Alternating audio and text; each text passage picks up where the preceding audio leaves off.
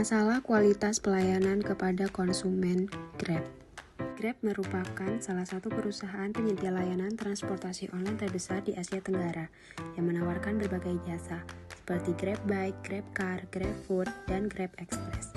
Dalam bisnis berbasis jasa, kualitas pelayanan atau service quality menjadi faktor utama dalam memengaruhi kepuasan dan loyalitas konsumen. Namun, meskipun Grab dikenal luas dan memiliki pangsa pasar besar, banyak konsumen yang mengeluhkan ketidakkonsistenan kualitas pelayanan, terutama dari sisi mitra pengemudi dan sistem aplikasi. Kondisi ini menandakan bahwa strategi pemasaran jasa Grab belum sepenuhnya berjalan efektif dalam mempertahankan standar pelayanan yang optimal. Di sini ada permasalahan yang ditemukan. Jadi beberapa masalah utama yang terkait dengan kualitas pelayanan Grab antara lain biasanya itu ketidakkonsistenan sikap dan perilaku mitra pengemudi. Nah, biasanya itu tidak semua mitra pengemudi menunjukkan keramahannya, kesopanan, dan profesionalisme yang sama. Terus ada beberapa pengemudi tidak mematuhi etika pelayanan, seperti biasanya itu berbicara kasar, merokok dalam waktu berkendara, atau membatalkan pesanan secara sepihak. Nah, hal ini itu menurunkan kepercayaan dan kepuasan pelanggan terhadap layanan Grab.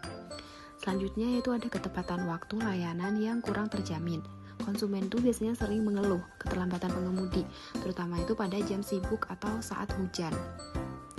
Dan ketidaktepatan waktu ini menyebabkan gap atau harapan dan kenyataan layanan atau service gap. Nah, yang ketiga ada kendaraan yang kurang nyaman atau tidak layak. Biasanya itu beberapa konsumen itu kan merasa tidak nyaman karena kendaraannya kotor, bau, atau tidak terawat. Biasanya itu ditemukan di helm. Biasanya helm itu kayak bau gitu. Dan kondisinya itu mencerminkan lemahnya pengawasan kualitas layanan dari pihak Grab terhadap mitranya. Dan yang keempat itu ada respon lambat terhadap komplain pelanggan. Nah, biasanya itu di Grab itu ada fitur pusat bantuan. Nah, di situ itu sering dinilai kurang responsif dalam menangani keluhan. Biasanya juga konsumen merasa tidak mendapat perhatian yang cukup, sehingga menurunkan persepsi kualitas layanan. Dan yang terakhir, kurangnya konsisten pengalaman layanan antar wilayah.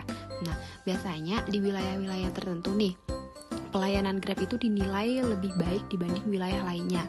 Terus ada perbedaan, menunjukkan kurangnya standarisasi pelayanan di seluruh area operasi Grab. Dampak terhadap pemasaran jasanya. Nah, yang pertama itu ada menurunnya kepuasan pelanggan. Biasanya itu ketika pelayanan yang diberikan tidak sesuai dengan harapan pelanggan, maka tingkat kepuasan mereka itu otomatis bakal menurun. Kayak misalnya nih, biasanya itu terjadi karena driver itu datangnya terlambat, pesanannya salah, atau layanan yang kurang ramah. Nah, kalau pelanggan sudah merasa kecewa, mereka tuh jadi enggak untuk menggunakan layanan itu lagi. Jadi kayak hilang respect lah intinya gitu. Nah, yang kedua itu turunnya loyalitas konsumen.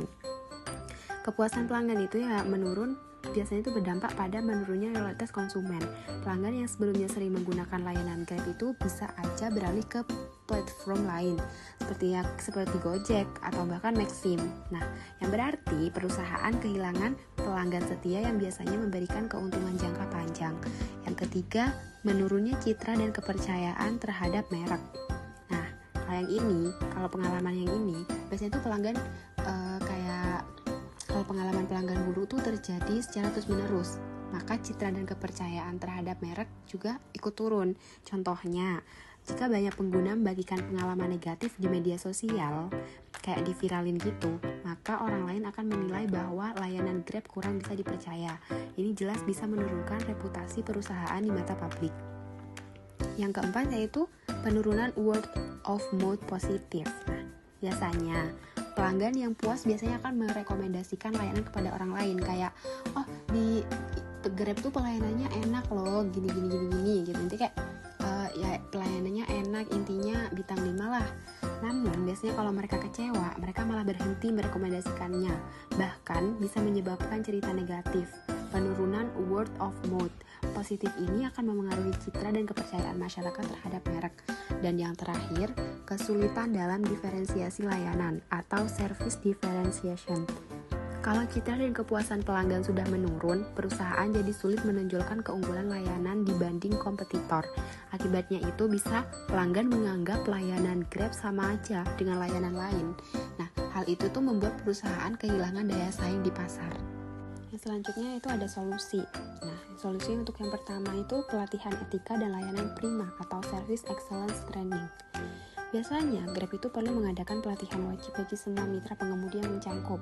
Pertama itu etika berkomunikasi dengan pelanggan. Yang kedua, cara menghadapi pelanggan dengan sopan dan profesional.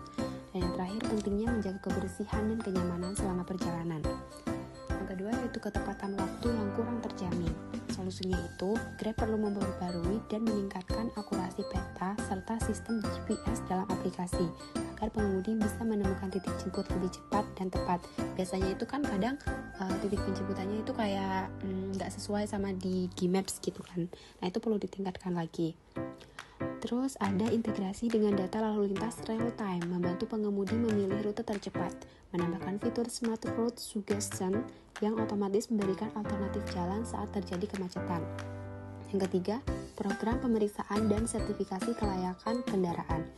Grab dapat memperlakukan pemeriksaan kendaraan secara berkala, misalnya itu setiap 3-6 bulan untuk memastikan kebersihannya, keselamatannya, dan kenyamanannya kendaraan.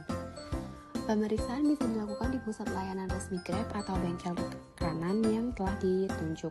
Kendaraan yang lulus pemeriksaan diberi stiker sertifikasi kelayakan sebagai tanda kendaraan layak beroperasi.